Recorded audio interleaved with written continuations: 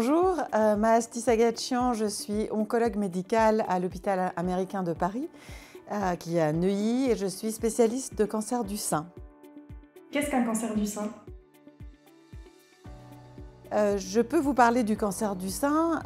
D'abord, ce qu'il faut savoir sur le cancer du sein, c'est qu'en réalité, on parle du cancer du sein, mais ce sont plein de cancers différents, les cancers du sein.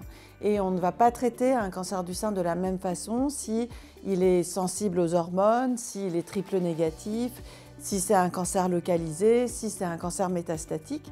Donc tout ça, ce sont des situations médicales différentes et aussi différentes en fonction de chaque patiente. Donc on devrait dire les cancers du sein et on va en parler ensemble. Quels peuvent être les signes prédictifs d'un cancer du sein? Le cancer du sein, la plupart du temps, est diagnostiqué grâce à un examen radiologique, un examen de dépistage. De temps en temps, bien sûr, le cancer peut soit avoir échappé à ce dépistage, soit que la patiente n'a pas été soumise à un dépistage. Par exemple, une patiente de moins de 50 ans qui n'a jamais fait de mammographie, effectivement, on peut diagnostiquer chez elle un cancer sur des signes. Alors, les signes en général peuvent être un peu ambigus et ce n'est pas très simple de diagnostiquer seul un cancer du sein. On peut se palper une masse dans le sein, une boule dans le sein. On peut remarquer une déformation du sein. Ça peut être à l'occasion d'un examen avec le gynécologue qui lui palpe quelque chose de dur ou d'inhabituel dans le sein. Ça peut être parfois un écoulement au niveau du mamelon, en particulier un écoulement qui saigne, un écoulement un peu de sang, et en particulier s'il vient d'un seul côté. Et donc on dira plus généralement que c'est toute modification du sein ou tout signe inhabituel au niveau du sein qui peut être un signe de cancer du sein. De temps en temps, ça ne se situe pas seulement sur le sein ou ça ne se situe pas du tout sur le sein. De temps en temps, on trouve des cancers du sein parce qu'on a palpé quelque chose au niveau de l'aisselle. Et donc soit c'est la femme qui, en se palpant ou en prenant une douche, soit son médecin qui palpe. Alors au niveau de l'aisselle, c'est des ganglions qu'on palpe et ce ganglion, il est en rapport avec un cancer du sein parfois. Cela dit, il faut atténuer ça par le fait que la plupart des choses que les femmes ou les médecins, des masses, des anomalies qu'on se palpe dans le sein, sont des choses bénignes, ce ne sont pas des cancers. Et donc si on se palpe quelque chose d'anormal, il faut aller consulter, il faut surtout faire un examen de radiologie. Parce que le diagnostic ne pourra se faire que si on fait une mammographie, une échographie, parfois une IRM des seins, qui montrera que derrière ce qu'on a palpé ou ce qu'on n'a pas palpé, il y avait une anomalie. Et à partir de là, ce n'est pas fini, il faut aller faire une biopsie pour prélever un échantillon de cette anomalie qu'on a vue en imagerie. Et c'est la biopsie qui confirmera qu'on est devant un cancer. Donc tant qu'on n'a pas fait de biopsie, tant qu'on n'a pas une preuve sur un prélèvement qu'on a des cellules cancéreuses du sein, c'est difficile de parler de cancer du sein et on peut être devant quelque chose de bénin. Donc moi je dirais, il faut être assez prudent dans le cancer du sein, ne pas trop se fier à ce qu'on a palpé ou à ce qu'on a vu et surtout rappeler ici tout l'intérêt du dépistage. Alors je vais vous en dire un mot, mais détecter un cancer du sein, ça passe avant tout par le dépistage, surtout un cancer du sein qu'on veut guérir. Parce qu'il faut le détecter tôt et avant qu'on palpe quoi que ce soit. Quelles sont vos recommandations en matière de prévention et de dépistage? Alors oui, comme on le disait, le cancer du sein se détecte avant tout grâce au dépistage. Le dépistage aujourd'hui permet de détecter des cancers qu'autrement on n'aurait pas du tout vu, voire des cellules cancéreuses avant même qu'elles se transforment en cancer. Le principe du dépistage en France, il est assez bien organisé. On a un programme national de dépistage où toutes les femmes de 50 à 74 ans doivent impérativement se rendre dans un centre de mammographie et faire une mammographie tous les 2 ans avec éventuellement une échographie. Il faut savoir que c'est pris en charge, que c'est totalement gratuit et qu'on reçoit une convocation pour ça. Maintenant, ça ne résout pas tout le problème du dépistage parce qu'on a malheureusement des femmes qui peuvent développer des cancers du sein avant l'âge de 50 ans, en particulier entre 40 et 50 ans.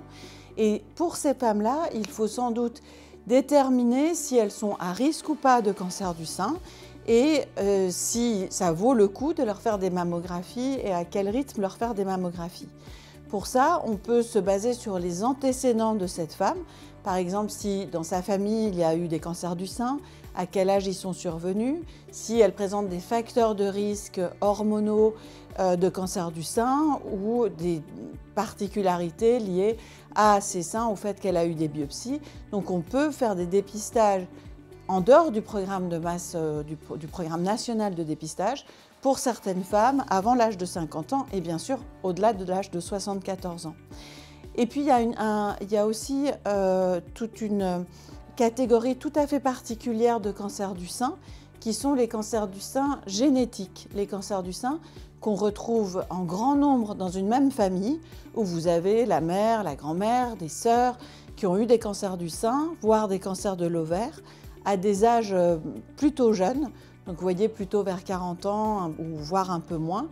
Dans ces cas-là, il faut suspecter qu'il y a une mutation génétique qu'on peut aller chercher sur une prise de sang et surveiller ces femmes de façon très rapprochée avec mammographie, échographie, IRM tous les ans.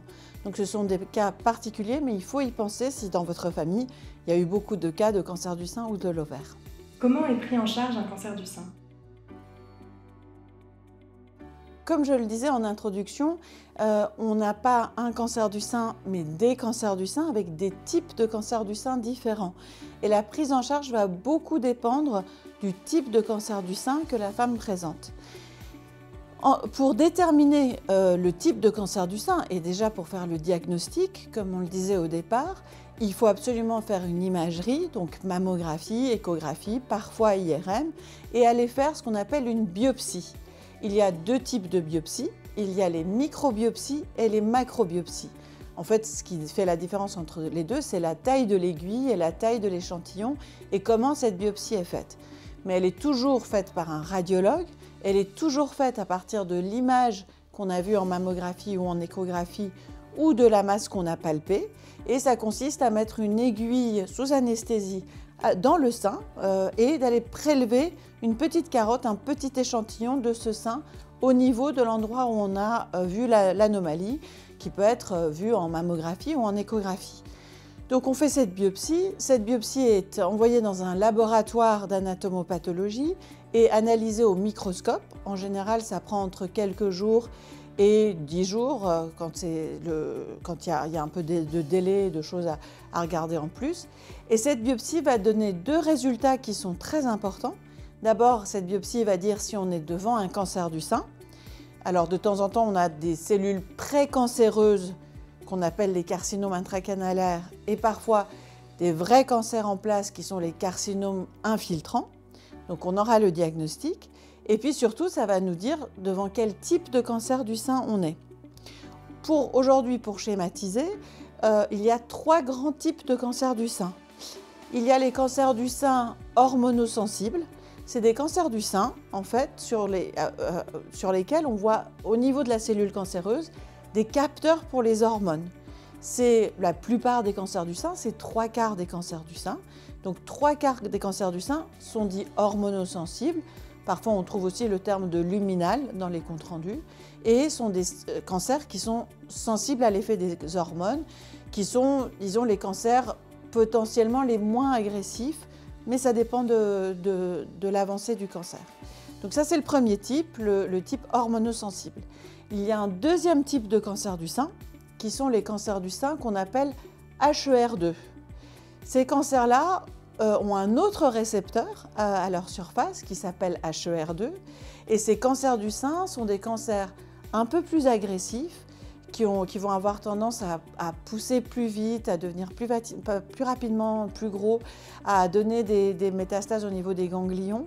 Mais ces cancers-là, aujourd'hui, on les traite très très bien avec des traitements ciblés contre le HER2 et de la chimiothérapie. Et ça va être 10 à 15% des cancers du sein. Et puis il y a un troisième type de cancer du sein qui est le cancer le plus agressif, c'est le cancer qu'on appelle triple négatif. Ce cancer-là, il est différent des autres parce qu'il n'a ni les récepteurs aux hormones, donc il n'est pas hormonosensible, et il n'a pas non plus le HER2. C'est pour ça qu'on dit qu'il est triple négatif. Il est négatif pour récepteur à l'œstrogène, à la progestérone, au HER2. Et ces cancers-là sont des cancers assez agressifs qui tendent à évoluer plus rapidement, à survenir chez des femmes plus jeunes et pour lesquelles il va falloir en face être très rapide et très rapidement agressif aussi face au cancer. Quels sont les traitements disponibles pour ces différents types de cancer du sein ? Alors, pour guérir d'un cancer du sein, ou en tout cas pour traiter un cancer du sein, il faut vraiment avoir une approche qu'on appelle pluridisciplinaire. C'est-à-dire qu'on sait aujourd'hui que la guérison, ou en tout cas la rémission, on l'obtient quand on combine des traitements de chirurgie. Évidemment, pour un cancer du sein localisé, ça va être l'ablation de la tumeur et l'analyse des ganglions, donc ce qu'on appelle soit une tumorectomie ganglion sentinelle ou parfois l'ablation du sein, une mastectomie ganglion sentinelle au curage. Ça, c'est le geste le plus important pour se débarrasser du cancer du sein. Après, on fait des traitements en plus qui sont de la chimiothérapie, parfois de l'hormonothérapie, parfois de la radiothérapie. Ces traitements en plus vont avoir pour effet d'éviter que le cancer revienne au niveau du sein où il a démarré, ou au niveau des ganglions proches du sein où ça a démarré, ou surtout sous forme de métastase, c'est-à-dire des cellules cancéreuses qui migrent dans d'autres organes, le foie, le poumon. Alors c'est toujours des cellules cancéreuses du sein, mais qui vont aller coloniser ces autres organes et donner ce qu'on appelle des métastases. Et donc, en général, pour guérir une patiente et lui donner le maximum de chances que le cancer ne revienne pas, on associe chirurgie avec éventuellement radiothérapie, éventuellement hormonothérapie, éventuellement chimiothérapie. Ces traitements associés, ils vont justement dépendre du sous-type de cancer que vous avez. On en a parlé précédemment. Ça sera différent pour un cancer hormonosensible, ça sera différent pour un cancer HER2 ou pour un cancer triple négatif. Ça, c'est pour les cancers localisés. Quand le cancer devient métastatique, c'est-à-dire que les cellules cancéreuses ne sont plus localisées uniquement dans le sein, mais ces cellules cancéreuses parties du sein sont allées coloniser d'autres organes, un peu comme une infection qui irait dans d'autres organes et qui peuvent être, comme je disais, des viscères, le foie, le poumon, mais ça peut être l'os, ça peut être le cerveau, n'importe quel organe peut être touché, peut être colonisé. Dans ces cas-là, le traitement, ça va être surtout un traitement ciblé sur ces cellules cancéreuses du sein de type chimiothérapie, hormonothérapie, traitement anti-HER2, ou parfois on a recours là aussi à la chirurgie ou à la radiothérapie pour enlever les cellules cancéreuses là où elles sont allées se localiser. Mais là, vraiment, on a une très très grande variation de prise en charge en fonction du type de métastase et de leur localisation. Des combinaisons thérapeutiques peuvent-elles être proposées aux patients ? Absolument. En fait, dans beaucoup de cas, la guérison passe par la combinaison parce que tous ces traitements vont avoir un effet additif l'un sur l'autre. Il n'y en a pas un qui remplace l'autre. La radiothérapie ne va pas remplacer la chirurgie ou un traitement médical. Il faut en général associer ces différents traitements pour se débarrasser entièrement des cellules cancéreuses. Peut-on considérer l'immunothérapie comme un traitement de référence ? Alors, c'est une très bonne question parce que c'est vrai que ces dernières années, on a vu le succès de l'immunothérapie dans beaucoup de types de cancers, le mélanome, le rein, le poumon, où l'immunothérapie a considérablement changé la donne. Dans le cancer du sein, c'est assez particulier. L'immunothérapie nous a, pour le moment, donné des résultats moins impressionnants. Alors, c'est encore à l'état de recherche. Il y a quelques médicaments d'immunothérapie qui semblent avoir une efficacité, en particulier dans les cancers du sein triple négatifs, mais pour les autres types de cancers, ça reste encore à l'état de recherche. Alors nous, dans le cancer du sein, on a quand même un certain type de traitements qui sont les anticorps anti-HER2. Ces traitements-là peuvent s'apparenter à de l'immunothérapie, c'est-à-dire que ces traitements-là se substituent à une réaction immunitaire que le corps n'aurait pas développée. Les essais cliniques et l'innovation ont-ils leur place dans la lutte contre le cancer du sein ? Bien sûr, il faut savoir que la recherche est extrêmement dynamique dans le domaine du cancer du sein parce que c'est un cancer qui est très très fréquent dans la plupart des pays industrialisés occidentaux. Et donc il y a vraiment beaucoup de recherches de nouveaux médicaments et de recherche de compréhension de la maladie. Beaucoup de recherches qui est à la fois une recherche industrielle, donc de laboratoires pharmaceutiques qui cherchent des nouveaux traitements pour les cancers qu'on arrive à moins bien soigner, typiquement par exemple le cancer triple négatif, beaucoup de recherches dans le domaine de l'immunothérapie, comme on l'évoquait, et beaucoup de recherches aussi pour trouver des nouveaux traitements ciblés. Et ces 5 dernières années, on a vu arriver beaucoup de nouveaux médicaments qui se sont développés très rapidement parce qu'on comprend beaucoup mieux la biologie du cancer du sein, qu'on arrive à trouver des mutations, des récepteurs, des choses qu'on peut cibler au niveau de la cellule cancéreuse, un peu à l'image des vaccins qui sont arrivés très vite dans le coronavirus. Là, on a vraiment des traitements ciblés qui arrivent très vite dans le cancer du sein. Donc la recherche a une place très importante. Je pense que c'est très important que les femmes qui ont une situation de cancer du sein un peu compliquée, qui échappe peut-être au traitement conventionnel, soient informées de cette recherche, puissent avoir accès à cette innovation. Parce que de temps en temps, la recherche, ça donne accès à des médicaments qui ne seront commercialisés que quelques années plus tard. Et puis la recherche aujourd'hui, c'est aussi beaucoup de comprendre mieux la biologie des cellules cancéreuses. Et à partir de ça, on va pouvoir développer des médicaments. Et c'est valable aussi pour chaque femme. On peut faire aujourd'hui des analyses moléculaires qui vont bien au-delà des récepteurs hormonaux du HER2 et qui permettent de trouver des nouvelles cibles pour cibler et traiter le cancer du sein.